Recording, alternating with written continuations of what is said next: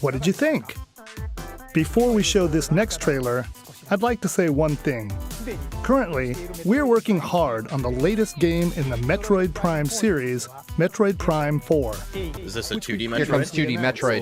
Please. 2D Metroid, yeah. We'd like to... Oh, Samus Returns Is 2. it the 2D game? What is it? No, What's 2D going Metroid. on? Hold on. Everybody shut the fuck 2D up. game. Shut the fuck up. Really? Please take a Really? Why would you just tell me that? Why wouldn't you just... Whatever. Really? Let's go. Oh, that's a new suit. Let's It's fucking gonna be- go.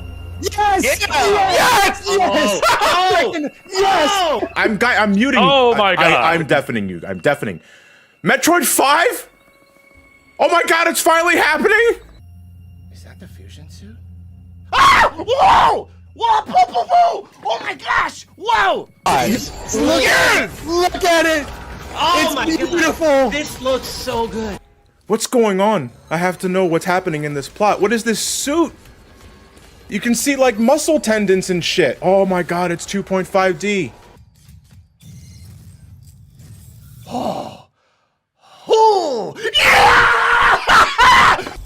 Yes! Oh my god! Metroid Dread! Oh my god! They finally Red finally happened. Son of a bitch! Are you kidding me?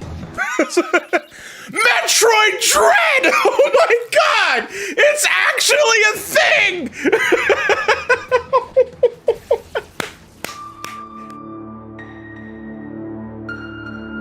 I don't think I'm underselling anything when I say that Nintendo shook the gaming community during their E3 2021 Direct when they announced the long-rumored, long-awaited, and long-thought-dead 5th entry in the classic series of 2D Metroid games, Metroid Dread. A project we all assumed Nintendo just threw in a cell to rot away until the end of time. But it's real. And judging by the Amazon charts and countless reactions and discussions on YouTube, it's safe to say that people are excited. All of a sudden, Metroid games are topping the Wii U charts, and 3DS consoles and copies of Samus Returns are more in demand than ever before. I mean, when there's gamers booting up what could best be described as a corpse just to play some ass-old games in preparation for the newest game, you know you've done something right. Out of nowhere, we've been thrust into this Metroid craze after having been in a Metroid drought for so many years. Sure, there was the previously mentioned Samus Returns in 2017 and the announcement of Metroid Prime 4 in the same year, but the former was a remake of an existing game being released on a handheld that was on its last legs, while the latter is probably hanging out somewhere with Bayonetta 3 in the realm of video games that get announced way too early and then disappear off the face of the earth. The excitement for Metroid is stronger than I've ever seen it, and I couldn't be happier to see so many online discover this wonderful series for the first time.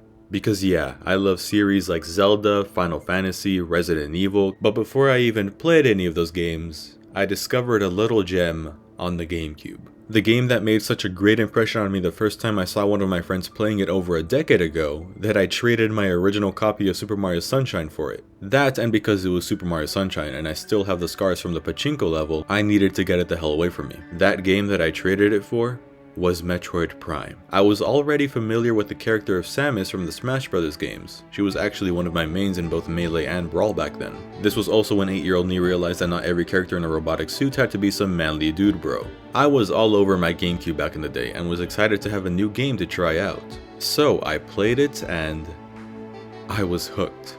Metroid Prime was unlike anything I had played up to that point. It played like a first-person shooter and it was fun running around shooting shit, but the main thing that kept me playing was the exploration. Wandering around an alien planet by myself looking for new places to see, weapons to add to my arsenal, energy tanks to survive longer, and taking in the magnificent soundtrack and glorious visuals. Metroid Prime almost effortlessly made me a Metroid fan. As the years went by, I played and loved almost every other game in the series. I said almost. Metroid is a franchise near and dear to me, and in celebration of the Metroid craze we're currently in, I've decided to do what no one else on the internet is doing. I'm gonna talk about Metroid. I want to replay the 2D Metroid games and share my personal thoughts and experiences on all of them. Metroid, Metroid 2 The Return of Samus, Super Metroid, Metroid Fusion, Metroid Zero Mission, the Metroid 2 remakes, and finally end things off with Metroid Dread when it releases. Without further ado, let's take a look back at some of the most influential games ever made. This is my 2D Metroid retrospective / recollection / marathon /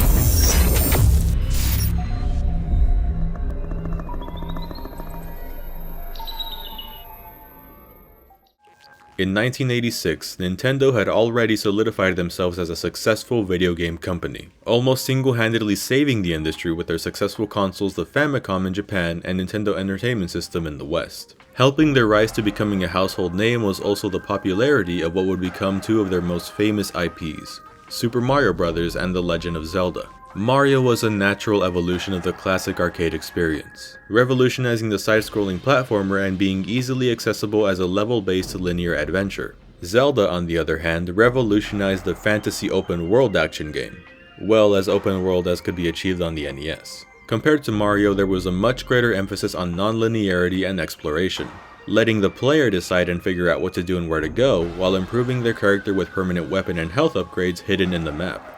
Obviously two very different types of games, and one day Nintendo looked at them and thought, hey, wouldn't it be funny if we just... Well, would you look at that? Led by the late and great Gunpei Yokoi, Satoru Okada, and Masao Yamamoto, I apologize if I mispronounced those names, Nintendo's newest IP was being made with the goal of combining the 2D jumping action of Super Mario Bros. With basically everything else in Zelda, minus the overhead view, fantasy setting, and the green elf boy.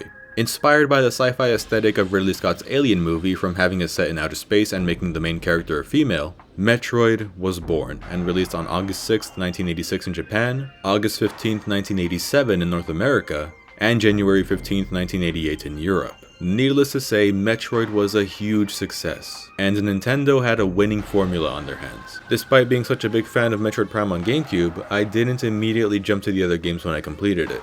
The 3DS Virtual Console re-release of Metroid was actually my third Metroid game. My second was the name I have forbidden to be spoken in my house. I wanted to see how the series started, and it was around this time that I was in my NES phase because all the cool YouTubers were talking about how great 8-bit games were and I wanted to be cool too, damn it! So what the hell is a Metroid anyway?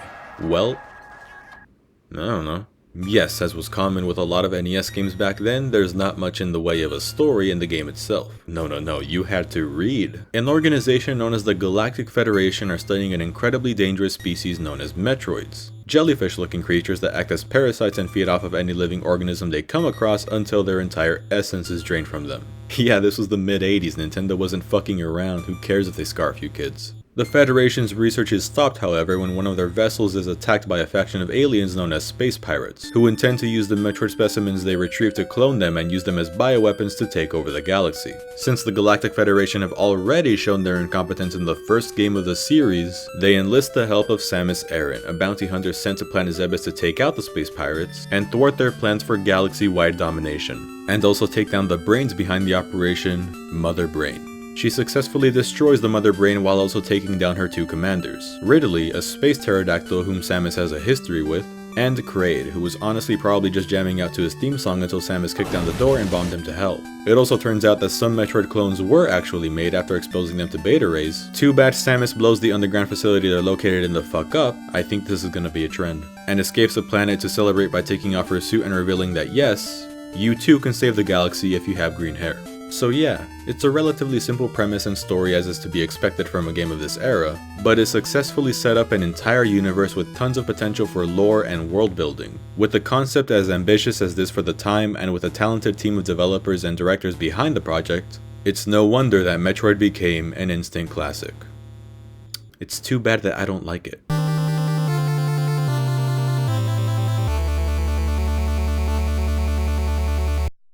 So as was the goal while it was being developed, Metroid is a fusion of Super Mario Bros. And The Legend of Zelda. You play the game like a side-scroller. You can move left and right, jump and shoot. But unlike Super Mario Bros. Where you're only allowed to move the screen forward, in Metroid you're able to do the unthinkable.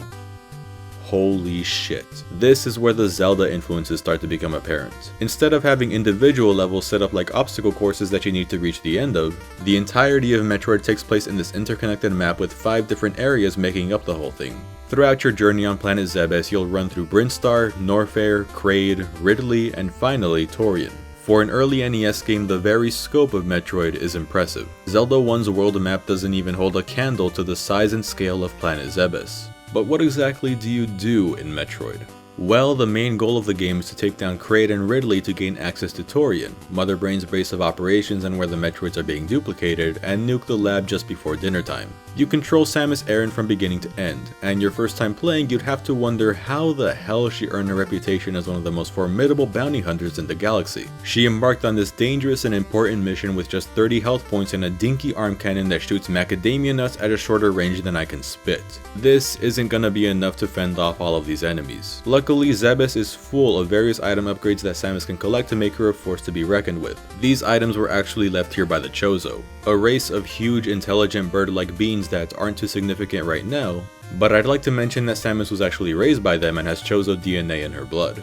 This grants her various superhuman abilities, including increased flexibility. Pushing down on the D-pad lets you roll up into a ball to get through narrow spaces. So yeah, either Samus is part alien bird that allows her to do impossible shit like this, or I'll just assume that she's part sponge. You can find missiles which pack way more of a punch than your regular power beam. You can upgrade your power beam to not only be able to shoot across the screen, thank god, but you can also find the ice beam that freezes enemies in their tracks and the wave beam that can pass through walls. Bombs for your morph ball, energy tanks to permanently increase your health, high jump boots to leap higher, and the screw attack, or as I like to call it, the I win attack, because you're basically invincible in the air as long as you're in that spinning animation and one hit kills pretty much everything. It's one of the most iconic items in video game history, and that slanted S symbol went on to become the franchise's official logo. The power-ups are part of what makes the gameplay of the Metroid series as a whole so addicting. Exploration is encouraged because there may be a cool new weapon in this room, or there might be a mobility upgrade that will allow me to explore more areas to find even more cool items. Your reward is not only making your character stronger, but also that glorious jingle. Metroid is incredibly non-linear, not just because the map is interconnected, but because you can explore many areas out of order and even skip certain items if you're knowledgeable enough and have the skill to perform some sequence-breaking tricks. Do you want to go after Kraid or Ridley first? Will you skip the long beam or be a normal human and go after it as soon as you can? This isn't a game that holds your hand, and this open-ended design encourages replay value for those who want to try different things in a future playthrough. Though I basically always go for every item in every Metroid game. Not only because I won't be able to sleep at night knowing that I beat the game and missed one missile expansion and have nightmares about it until the day that I die, but Samus is going to need all of the help that she can get if she's going to stand a chance going against the creatures she comes across. The Zebesian inhabitants are all out for blood. You get very few invincibility frames when you get hit, and don't be surprised if you suddenly have half a dozen enemies on your ass. And of course, there's the titular Metroids in the final area of the game that can only be taken out by freezing them and blowing them up with 5 missiles. If you fail to do so quickly, Holy fish paste! Get it off me! Get it off me! surprisingly not counting Mother Brain, the bosses are super easy if you know what you're doing. Kraid throws a lot of shit at you, but bombs and the screw attack make short work of him. And Ridley doesn't even stand a fucking chance. He just stays in the same place and shoots fireballs which can be frozen with the ice beam, so you can just bombard him with missiles. Or my favorite strategy, which is to go into the lava below and keep shooting up at him with a wave beam. Again, doesn't stand a fucking chance. While I've been praising the game quite a bit up until now, don't be fooled. Metroid is an NES game through and through, which not only means that it's quite difficult, but it's also, unfortunately, incredibly dated and not very good. Man, where do I begin? I praised the size of the map earlier, but it's really obvious that shortcuts were taken to make Zebes seem like a much larger planet. What do I mean by that? These, believe it or not, are all different rooms. Metroid suffers heavily from copy and paste syndrome. There are so many areas and rooms that look identical. Long vertical shafts always repeat the same pattern of platforms and enemies that makes it difficult to tell how far you've climbed. And overall, the environmental design is just so damn repetitive that navigation without some sort of a guide or map you find online is practically impossible. You have to keep track of everywhere you've been, everywhere you're going, which is kinda hard to do because, as I said, and I'm sorry if this comes off as offensive, but all these rooms look the damn same. I know that part of the charm of these games is the feeling of being alone in this desolate alien world with a bunch of things trying to kill you, and using your intuition to figure out where you need to go next. It's the closest that Nintendo got back then to having a horror game. It's basically gonna be the main gimmick of Metroid Dread. But come on, this may have been acceptable back then, but now it's impossible to know where to go without any outside help. And no level of intuition is going to remedy that. And as an NES game, you bet that Metroid has some of that classic NES jank. slowdown that's more common here than in a Bethesda game on launch day. And while I can usually look past this quirk that can be found in many older games, there's something about it in Metroid that just aggravates me. I feel that my inputs are always being eaten up. Hell, I feel like it happens even when there isn't any slowdown. This frame rate just makes the game feel super unresponsive and sluggish, which is especially annoying when you're just trying to get to a safe area when you're low on health. And if you die, did they have the courtesy to at the very least start you off with 99 health? Of course not, fucker, you start with 30. And if you ran out of missiles, you don't get jack shit. In the late game where enemies hit hard and have a higher tolerance for pain, this means that if you die, you have to grind and grind and grind until you're backed up to comfortable levels of energy and ammunition. But good luck even getting the refills you're looking for, because item drops can range from giving you what you need most at the moment, which is what I expect, or you just get whatever the hell the game feels like giving you. I'm at max health and nearly half of my missiles are gone. Why in the shit are these Metroids only dropping health right before a boss when I'm gonna need an assload of missiles? There's no save feature, so if you're playing the game without save states or anything like that, the only way to continue where you left off if you power the console down is with a password. But why are these passwords so long? Who thought this was a good idea? Well, the Famicom version has a save feature, but the NES version doesn't. That's just insulting. That's not where the nonsense ends though, oh no. How would you like it if enemies can still damage you during the door transition when you're completely defenseless and can't do jack about it? What's that? You wouldn't like that? Sounds like a cheap mechanic that shouldn't have made it into the final game? Oops! Don't have the high jump boots and you fell in this pit of lava? Tough shit, dumbass, it's going to be absolute hell trying to get out as you fidget with the D-pad and jump button for what feels like an eternity. Just killed that enemy and thought you'd have a few seconds to breathe? Haha, I gotcha, you stupid idiot! And remember how I mentioned that the only way to kill Metroids is to freeze them and shoot them with missiles? And you can find both the Ice Beam and Wave Beam in this game? You'd think there'd be a way to switch between them, or that they'd stack once you get both of them, but nope. If you pick one up, it replaces the other. So if you go to Torian without the Ice Beam and didn't know about the Metroid's weakness, you're fucked! And Torian, oh my god, Torian. These turrets and onion rings are the bane of my existence and make the Mother Brain boss fight unnecessarily infuriating. Forget the Metroids, the fucking mass-produced Cheerios are what Samus and the Galactic Federation should really be afraid of. And since Samus doesn't understand that the human arm is capable of 360-degree movement and thus can only aim her arm upwards and to the side, freezing them is out of the question when you have multiple coming at you at different directions, so you just have to deal with them. And who thought it was a good idea to give these barriers in the Mother Brain room, which can only be destroyed by missiles by the way, regeneration? And Mother Brain? Yeah, she doesn't do shit herself, but she is also only vulnerable to missiles. And the killer donuts don't drop any items at all, so if you waste too many missiles on the dumb barriers before you get to this ballsack bitch, you get the idea, you're fucked. Time to slowly grind Metroids until you're ready to face her again. Okay, I gotta calm down. This basically summed up my experience when I first played this game all those years ago.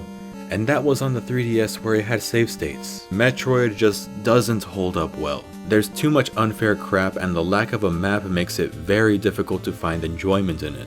But even taking the numerous issues I have with this game into account, it's clear to me why it was such a huge success. Metroid laid the groundwork for what would become one of the most popular genres in gaming.